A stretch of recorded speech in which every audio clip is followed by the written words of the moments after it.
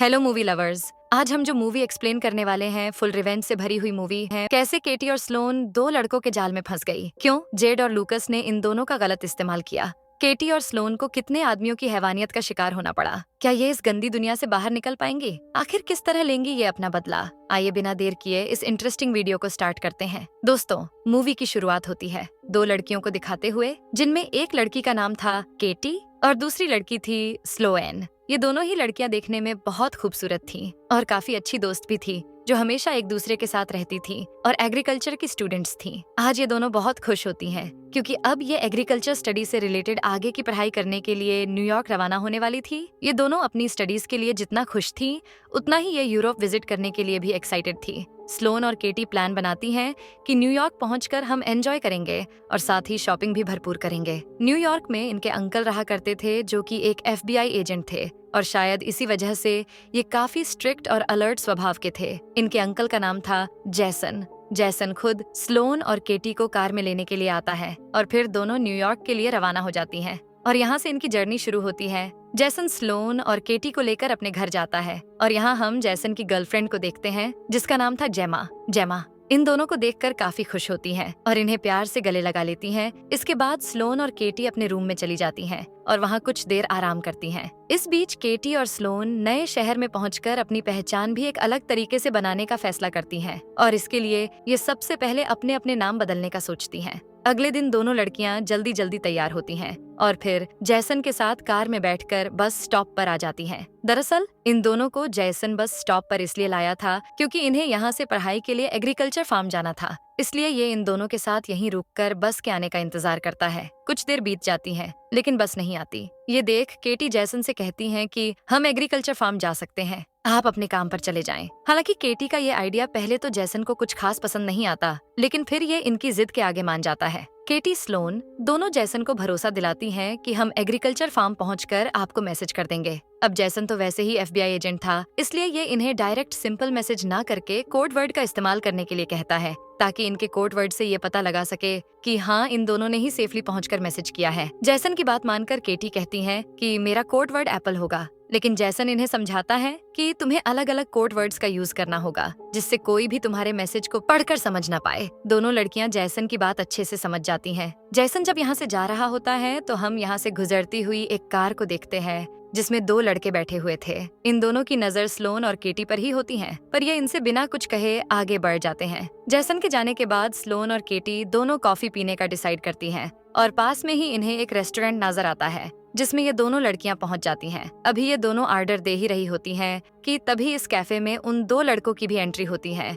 जो इन्हें कुछ समय पहले घूर रहे थे। इनमें से एक लड़के का नाम होता है जेड, जबकि दूसरा था लूकस। ये दोनों लड़के इन दोनों के साथ बातचीत करना शुरू कर देते हैं। बातों के दौरान स्लोन और केटी इन्हें अपना नया नाम हैदर और रिप्ले बताती हैं और साथ ही ये भी रिवील कर देती हैं कि ये दोनों स्टडीज के लिए एग्रीकल्चर फार्म जा रही है। जब लूकस और जेड को इनकी लोकेशन का पता चलता है तो ये दोनों भी इन्हें बताते हैं कि हम भी वहीं पर जा रहे थे, तो क्यों ना तुम दोनों हमारे साथ ही चलो। केटी इनकी बात से सहमत नहीं होती, इसलिए ये इन्हें मना कर देती है। ये देख जेड और लूकस यहाँ से चले जाते हैं, लेकिन ये बात स्लोन को अच्छी नहीं लगती है और ये केटी को समझाती हैं कि हमें उनके साथ चले जाना चाहिए। वो दोनों काफी अच्छे बिहेवियर के हैं। स्लोन की बात मानकर केटी इनके साथ जाने का फैसला करती है और ये दोनों जल्दी से रेस्टोरेंट से निकलकर बाहर जेड और लूकस के पास पहुंच जाती हैं और इनकी गाड़ी में बैठ जाती हैं। ये दोनों लड़के इन्हें एग्रीकल्चर फार्म ले जाने की बजाय अपने घर पर ले आते हैं। इनका घर जंगल के बहुत नजदीक और सुनसान इलाके में बना हुआ था, इसलिए स्लोन और केटी को कुछ अजीब लगता है और ये इन लड़कों से वापस एग्रीकल्चर फार्म पर ड्रॉप करने के लिए कहती हैं। पर इतने में ही घर से एक बुजुर्ग लेडी बाहर आती है जो कि जेड और लूकस की मदर थी। ये सब लोगों को चाय ऑफर करती है और इन लड़कियों को भरोसा दिलाती है कि चाय पीने के बाद जेड और लूकास तुम्हें तुम्हारी मंजिल तक पहुंचाएंगे। लेडी का बिहेवियर स्लोन और केटी को काफी अच्छा लगता है, इसलिए ये घर के अंदर चली जाती हैं और चाय पीने लगती हैं। इसी दौरान केटी के पास जैसन मैसेज करता है। केटी रिप्लाई में इन्हें कोड वर्ड एप्पल लिखकर सेंड कर देती है। एप्पल वर्ड इस बात का इशारा था कि दोनों लड़कियां सुरक्षित फार्म पर चली गई हैं, इसलिए अब जैसन भी बेफिक्र हो जाता है। चाय के बाद बुजुर्ग लेडी इन दोनों को खाना सर्व करती है, लेकिन ये खाना खाते ही दोनों नशे की हालत में हो जाती है क्योंकि इस फूड में ड्रग ऐड किया गया था। स्विंग स्लोन और केटी अपनी जान बचाने के लिए इस घर से भाग जाती है, पर नशीले पदार्थ की वजह से दोनों कुछ ही दूरी पर जाकर बेहोश हो जाती हैं। ये देख जेड और लूकास इनके पास जाते हैं और इन्हें उठाकर दोबारा अपने ही घर ले आते हैं। इसके बाद जब दोनों लड़कियां होश में आती हैं, तो ये एक कंटेनर में होती है। जैसे ही ये कंटेनर को खोलकर बाहर का नजारा देखती हैं, तो हैरान रह जाती हैं, क्योंकि ये जंगल में मौजूद थी, जहां दूर दूर तक भी कोई इंसान नजर नहीं आ रहा था। इन दोनों के हाथों को लोहे की चैन से बांध कर रखा गया था। ये इनसे आजाद होने की कोशिश करती है, मदद की गुहार लगाती है, लेकिन इनकी हेल्प करने वाला यहाँ कोई नहीं होता। इतने में इनके सामने जेड आता है और ये खुलासा करता है कि इस वक्त तुम जंगल की एक ऐसी वीरान जगह पर हो जहाँ कोई भी तुम्हारी हेल्प के लिए नहीं आ सकता, इसलिए तुम चीख कर अपनी एनर्जी वेस्ट मत करो। दोनों लड़कियां जेड पर काफी गुस्सा करती हैं और फिर थक हार कर बैठ जाती हैं। पर कुछ देर बाद यहाँ एक आदमी आता है जिसका नाम था बोरिस।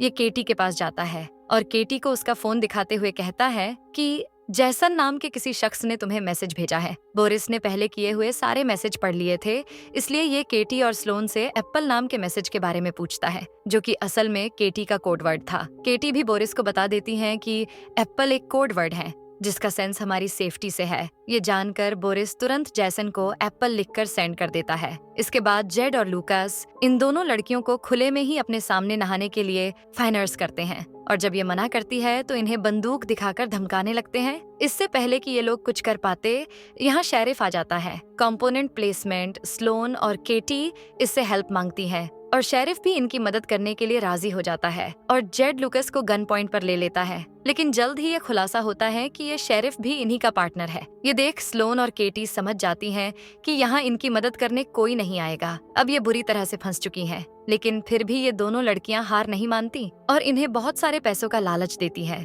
लेकिन ना तो लूकस इनका ऑफर एक्सेप्ट करता है और ना ही जेड इन्हें छोड़ने के लिए राजी होता है, बल्कि ये दोनों लड़कियों के साथ काफी रूड बिहेव करते हैं। और फिर हम शेरिफ को देखते हैं, जो कि कुछ मेडिसिन लेता है और केटी को अपने लिए चूज करता है। जेड और लूकस भी इसके लिए मान जाते हैं। कुछ देर बाद शेरिफ केटी के कंटेनर से बाहर निकलता हुआ दिखाया जाता है, जिसका मतलब ये था कि इसने केटी के साथ गलत काम किया है। वहीं अंदर केटी शेरिफ की इस हरकत से बहुत ज्यादा टूट जाती हैं और रोने लगती हैं। इसके बाद सीन शिफ्ट होता है जैसन पर, जो कि अपनी गर्लफ्रेंड जेमा से केटी और स्लोन के बारे में बात कर रहा था। जैसन को लग रहा था कि जरूर उनके साथ कुछ गलत हुआ है या वो किसी परेशानी में है, क्योंकि केटी के मोबाइल से जो दूसरा मैसेज भेजा गया था उसमें भी एप्पल वर्ड का इस्तेमाल हुआ था, जबकि जैसन ने दोनों लड़कियों को समझाया था कि उन्हें अलग अलग कोड वर्ड्स भेजने होंगे। यही बात जैसन के दिमाग में शक पैदा कर देती है और इसे दोनों लड़कियों की फिक्र होने लगती है। और फिर हम स्लोन को देखते हैं, जिसे कंटेनर में चैन से बांध कर रखा गया था, और तभी इसके पास एक आदमी आता है जो कि दिमागी तौर पर कुछ कमजोर था।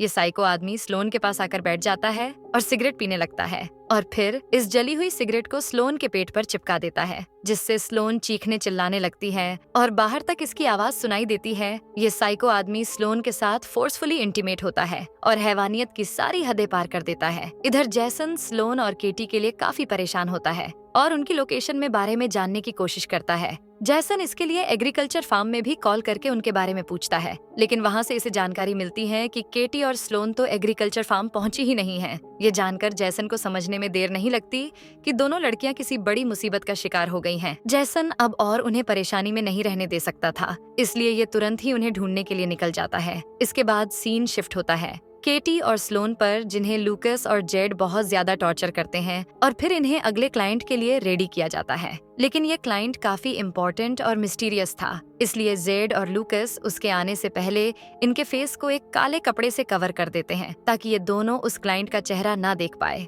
जब ये क्लाइंट आता है तो ये भी अपने चेहरे पर पिग वाला मास्क पहन लेता है और फिर इन दोनों लड़कियों की तरफ बढ़ता है। ये दोनों लड़कियों का चेहरा देखना चाहता था, इसलिए जेड और लूकास दोनों लड़कियों के फेस को रिवील कर देते हैं। जब केटी और स्लोन इस आदमी के चेहरे पर पिग का मास्क लगा हुआ देखती है तो और ज्यादा डर जाती है और चीखना चिल्लाना शुरू कर देती है। जेड और लूकस इन्हें कंट्रोल करने की कोशिश करते हैं। ये क्लाइंट केटी और स्लोन में से स्लोन के साथ जाने का फैसला करता है और स्लोन को जबरदस्ती कंटेनर के अंदर ले जाता है और फिर दूसरे क्लाइंट्स की तरह स्लोन के साथ फोर्सफुली फिजिकल रिलेशन बनाता है और कुछ देर बाद कंटेनर से बाहर चला जाता है। जब केटी स्लोन को जाकर देखती है तो उसकी हालत बहुत ज्यादा खराब होती है और ये अब पूरी तरह से हिम्मत हार चुकी होती है, लेकिन केटी इसे समझाती है और दोनों यहाँ से किसी भी तरह निकलने का फैसला करती हैं। इधर हम जैसन को देखते हैं, जो कि केटी और स्लोन के सिलसिले में पुलिस स्टेशन आया था और यहाँ इसकी मुलाकात उसी शेरिफ से होती है जो जेड और लूकस के साथ मिला हुआ था। जैसन शेरिफ को अपने प्रोफेशन के बारे में बताते हुए कहता है कि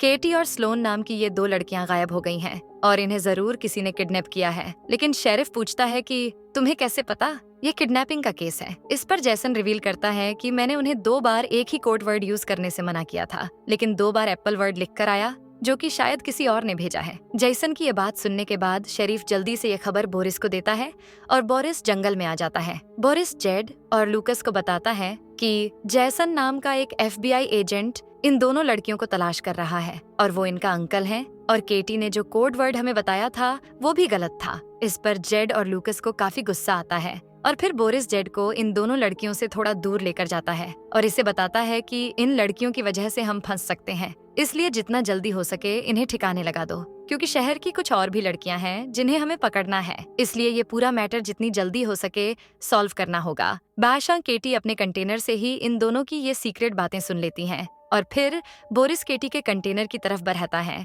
और दरवाजा बंद कर लेता है और अगेन केटी को हैवानियत का शिकार होना पड़ता है, लेकिन इससे बचने का भी कोई तरीका नहीं था। इधर हम जैसन को काफी परेशान देखते हैं। ये उसी रेस्टोरेंट में जाता है जहाँ से केटी और स्लोन ने कॉफी ऑर्डर की थी। जैसन यहाँ के स्टाफ के एक मेंबर से दोनों लड़कियों की पूछताछ करता है। इस आदमी ने केटी और स्लोन को देखा था और साथ ही वो बोरिस की जिस गाड़ी में गई थी उसके बारे में भी ये जैसन को सब बता देता है। जब केटी और स्लोन साथ होती हैं, तो केटी स्लोन को बताती हैं कि इनका इरादा हमें रास्ते से हटाने का है ताकि ये हमें मारकर खुद को बचा सके। पर इतने में ही जेड और बोरिस उसी साइको आदमी को लेकर इनके पास आ जाते हैं जिसने लास्ट टाइम स्लोन को काफी टार्चर किया था। जेड और बोरिस इस साइको को इन दोनों पर नजर रखने के लिए यहाँ छोड़ जाते हैं, पर इनके जाते ही केटी अपना टॉप उतारकर इसे अपनी तरफ अट्रैक्ट करने लगती है और फिर प्यार से इसके पास आ जाती है। ये आदमी भी खुद पर कंट्रोल नहीं रख पाता और केटी की बातों में आ जाता है। मौका देखकर केटी इसके गले पर काट लेती है और जख्म इतना गहरा बना देती है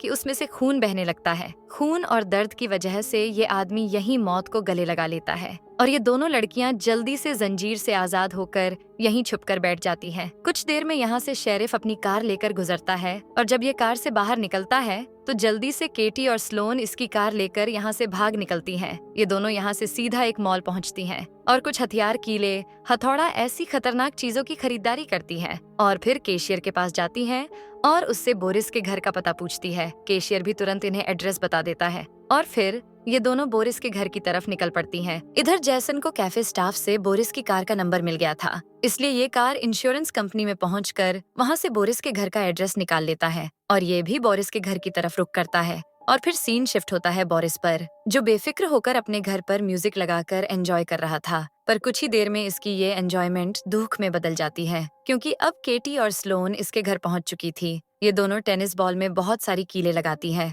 और फिर एक एक कर बोरिस के मुंह पर मारने लगती है। कीलों की वजह से बोरिस काफी जख्मी होकर यहीं बेहोश हो जाता है और जब इसकी आंख खुलती है तो ये टेबल से बंधा हुआ होता है। केटी और स्लोन इसको बहुत ज्यादा टार्चर करती हैं और बोरिस अपनी जान बचाने के लिए इन्हें पैसों का लालच देता है, लेकिन इन दोनों लड़कियों का मकसद पैसे नहीं बल्कि अपना बदला लेना था, इसलिए ये बोरिस की एक नहीं सुनती और इसे टार्चर करती रहती है। इतने में जैसन भी बोरिस के घर के बाहर आ जाता है, जबकि अंदर केटी और स्लोन बोरिस से पिग मास्क वाले आदमी का एड्रेस पूछती हैं और फिर एड्रेस जानने के बाद कीलों से भरा बेसबॉल इसके बैग में घुसा देती है, जिस वजह से बोरिस दर्द से चिल्लाने लगता है और जैसन इसकी आवाज सुन जब अंदर आकर देखता है तो बोरिस की डेड बॉडी पड़ी होती है और तभी इसे बाहर से गाड़ी के स्टार्ट होने की आवाज आती है, लेकिन इसके देखने से पहले ही केटी और स्लोन गाड़ी लेकर यहाँ से रवाना हो जाती हैं। जैसन यहाँ से सीधा पुलिस स्टेशन जाता है और शेरिफ से केटी और स्लोन के बारे में पूछताछ करता है, लेकिन अब तक भी शेरिफ ने उनके बारे में कोई जानकारी नहीं निकाली थी,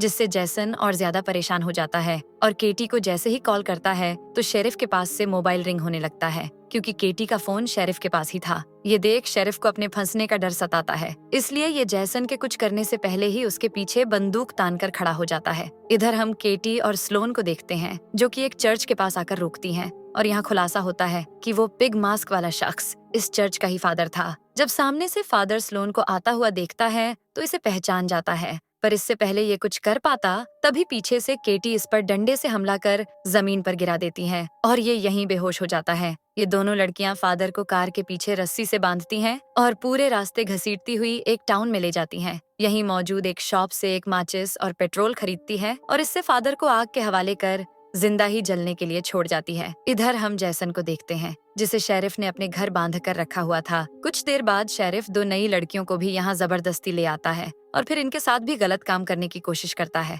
लेकिन तभी पीछे से केटी और स्लोन आकर इस पर अटैक कर देती हैं और शेरिफ यहीं बेहोश हो जाता है। लेकिन जब इसकी आंख खुलती है तो इसके हाथ पैर रस्सी से बंधे होते हैं और सामने खड़ी होती है केटी और स्लोन। शेरिफ इन्हें देख इनसे माफी मांगता है, लेकिन ये दोनों लड़कियां इसके साथ एक गेम खेलती हैं और गन में सिर्फ एक गोली डालकर इसको डराना शुरू करती है और हर बार शूट में शेरिफ बच जाता है, इसलिए ये काफी खुश होता है। पर आखिर में केटी इसे शूट कर अपना बदला पूरा करती है। इसके बाद केटी और स्लोन इन दोनों लड़कियों को भी रिहा कर देती हैं और इनसे कहती हैं कि तुम्हें जैसन को भी आजाद करना होगा, और बिना जैसन से मिले ही ये दोनों यहाँ से निकल जाती हैं। जब वो दोनों अनजान लड़कियां जैसन को खोलती हैं और केटी स्लोन के बारे में बताती हैं तो जैसन समझ जाता है कि ये सब केटी और स्लोन ने ही किया है और वो जिंदा हैं। वहीं दूसरी तरफ हम जेड और लूकस की मदर को देखते हैं जो ड्रिंक करते ही अचानक नशे में हो जाती हैं और इनका सर घूमने लगता है और नशे की हालत में ही ये जमीन पर गिर जाती है। जब इसकी आंख खुलती है तो सामने केटी और स्लोन होती हैं जिन्होंने इसे कुर्सी से बांधकर बेसमेंट में रखा था।